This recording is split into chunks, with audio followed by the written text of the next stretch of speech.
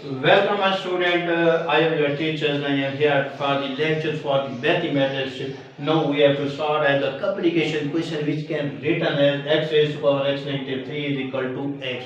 In this question we have to find the value of x, which is the complication. Now we have to solve with the easy step. Okay, now taking log on both sides. Taking log on both sides. Okay, this is our first step. So you know that the property of the log, they will be starting on the left hand side. Do the property of the log. Okay, this will cancel. This will be cancelled.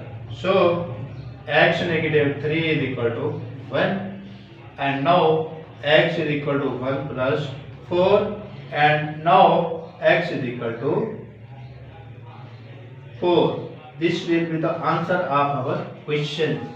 If my video you like, so subscribe my channel, which is the name of my channel, Mathematics Lectures Paths.